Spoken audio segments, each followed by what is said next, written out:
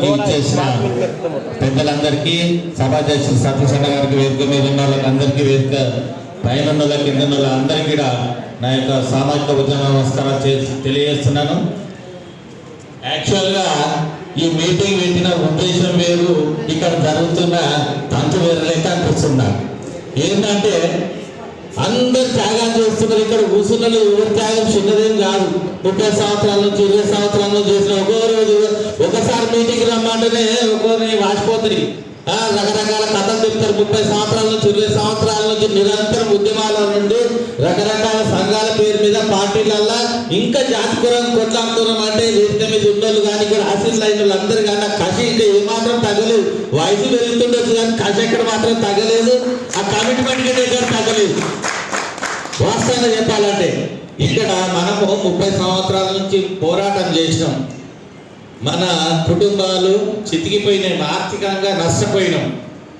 ఇప్పుడు తెలంగాణ ప్రభుత్వం వచ్చింది, ఎస్సీ వర్గీకరణకు మద్దతుగా అన్ని చర్యలు తీసుకుంటుంది. రేపు 17 తారీఖున కూడా అసెంబ్లీలో దీనిపైన చర్చ ఉంది. ఆ రోజు ఆమోదించబడుతుంది ఖచ్చితంగా. ఈ క్రమంలో మనము తెలంగాణ ప్రభుత్వానికి మద్దతు ఉండాలి, మనం మద్దతు తీసుకోవాలి. మనం ఇప్పటిదాకా సామాజికంగా ఆర్థికంగా నష్టపోయినాము, ఏ విధంగా నష్టపోయినాం, దాని మీద ఏ విధంగా కవర్ చేసుకోవాలనేది ఒక మనం సూచనలు, సలహాలు, మన బాధలు వెలుగుచ్చాలి. కానీ ఒకరిద్దరు మాత్రమే ఆ అంశాలను ప్రస్తావించడం జరిగింది. గత ప్రభుత్వం చూస్తే సప్లాన్ నిధులు 17,700 కోట్లు సంవత్సరానికి, ఒక గ్రామానికి 25 నుంచి 30 మందికి వచ్చే అవకాశం, 10 లక్షలు, ₹1 కట్టేది. మనం ఉద్యమాలు చేసినామా? చేయలేము. ఏంటంటే కషాయానికి గొర్రె నమ్మినట్టు టెంప్ట్ చేస్తే మనకు రెచ్చిపోయి చచ్చిపోవడం తప్ప మనకు ఆర్థికంగా లబ్ధి చెందే విషయాల మీద మనం ఉద్యమాలు చేయలేము. ఇప్పటి నుంచి అన్న సప్లాన్ నిధులను సప్లాన్ ఇచ్చింది దామోదర్ రాజనరసింహ గారు. ఆయన కమిట్మెంట్తో ఉన్నాడు. మళ్ళీ కాంగ్రెస్ ప్రభుత్వం వచ్చింది, మళ్ళా సప్లాన్ నిధులు నిన్ననే నేను విన్నాను 6,000 కోట్లు సప్లాన్కు మన సెల్ఫ్ ఎంప్లాయ్మెంట్కు కేటాయిస్తున్నారు అని చెప్పేసి. అయితే వర్గీకరణ అంశం అయిపోతుంది, అది 15%. దీని మీద దానిలో ఏదో తెలియని లాజిక్లు ఎదుగుతూ దాన్ని న్యూసెన్స్ చేస్తూ, వాస్తవంగా అయితే ఏలో 1,70,000 మంది ఉన్నారు. యాక్చువల్గా సి గ్రూప్ లో 3,50,000 మందికి 1% ఇచ్చారు యావరేజ్ గా, 3,50,000 మందికి. అదే విధంగా బిలో మాజా మిగతా కులాలకు 3,60,000 మందికి 1% ఇచ్చారు. కానీ ఒకటోది 1 వచ్చే వరకు 1,70,000 మందికి ఇచ్చారు. ఎందుకంటే ఆర్థికంగా ఏమాత్రము వాళ్ళు అభివృద్ధి చెందలేరు అని చెప్పేసి వాళ్ళు నేను వేలు పెట్టారు. యాక్చువల్గా వాళ్ళ జనాలు 3,50,000 ఉండాలి 1% ఇవ్వాలంటే. కానీ ఇక్కడ ఏముంది, 1,70,000 మందికే ఇచ్చారు 1%. అందులో ప్రధానంగా బుడగ జంగాల వాళ్ళు ఉన్నారు. ఆ బుడగ జంగాల వాళ్ళు నిన్న మన దగ్గర ఉన్న వాళ్ళే, వాళ్ళకి మన దగ్గర కలిపితే ఏమవుతుంది, 0.7% దాకా అవుతుంది. దగ్గర మనకే 10% దాకా అవుతుంది. దీన్ని అర్థం పర్థంగా లాజిక్లతోని ఏది ఇప్పుడు మనకు జనాలు 10 మంది ఉన్నారని చెప్పేసి, మీడియా ఉన్నదని చెప్పేసి, మన పాపం అని చెప్పేసి, ఏదంటే నడుస్తుందని చెప్పేసి కృష్ణమాది గారు ఆ అర్థం పర్థం లేని మాటలు మాట్లాడి ఆయన విలువను దిగజార్చుకుంటుండు. అసలు ఆయన రివ్యూ చేసుకోవాలి. ఆయన యాటిట్యూడ్ లాజిక్తో మాట్లాడుతున్నాం. మీరు అంతా కూడా సతీష్ అన్న తన డేటా కూడా మొత్తం తీసి పెట్టాడు. ఏ గ్రూప్లకు వచ్చి ఏళ్ళలో ఎంత ఇచ్చారు, ఎవరైనా ఇచ్చారు, బి గ్రూప్లలో ఏళ్ళకి ఎంతమంది ఇచ్చారు, బి గ్రూప్లకు ఎంత ఇచ్చారు, ఇవన్నీ డేటా ఉన్నది. క్లారిటీ కావాలంటే నెక్స్ట్ టైం మన మీటింగ్లలో డేటా కూడా ఇస్తాను మన వీళ్ళందరికీ.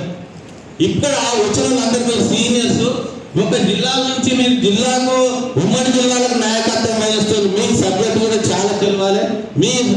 మనం ఏమేమి బాధలు అనుభవించడం, ఇప్పుడు ఏ విధంగా బయటకు పోయాం, మన ప్రభుత్వం నుంచి ఏం కోరుకుందాం అనేది. ఇప్పుడు మనం ఎలాగో 50-60 సంవత్సరాలు అయిపోయింది.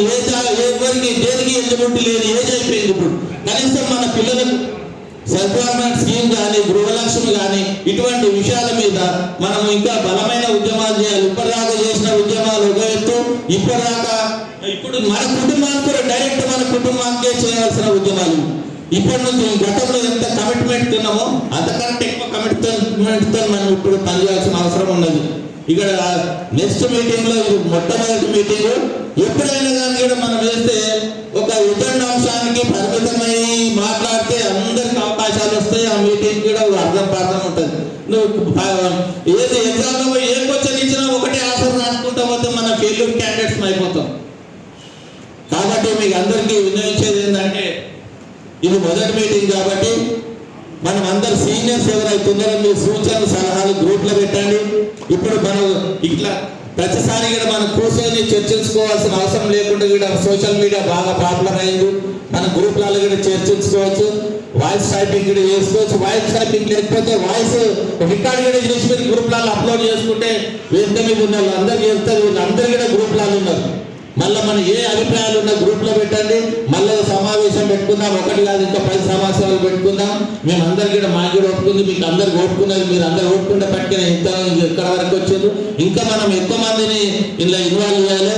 మనం మన వాదన ఎంత ఎక్కువ మందితో మన వాదన వినిపిస్తే అంత ప్రభుత్వానికి పోతుంటుంది. ప్రభుత్వం కూడా అనేక సమస్యలు ప్రభుత్వం దగ్గర ఉంటాయి. ఎవరి డిమాండ్ ఎక్కువ జనాభా ఎవరి డిమాండ్ కోరుతుందో దాని మీద ప్రభుత్వం దృష్టి సారించడానికి అవకాశం ఉంటుంది. కాబట్టి మనం అందరం సీనియర్స్ కాబట్టి దీన్ని ఇంకా ఈ స్ట్రెంత్ని ఇంకా విస్తరించుకొని ముందుకు మనము ఉద్యమాన్ని ఇంకా ఉధృతం చేసి మన సమాజానికి కావాల్సిన విషయాలను ప్రభుత్వం నుంచి పొందే విధంగా ప్రతి ఒక్కరూ కృషి చేద్దామని తెలియజేస్తూ ఈ అవకాశం ఇచ్చిన సభాధ్యక్షుల వారికి కృతజ్ఞతలు, ధన్యవాదాలు. జై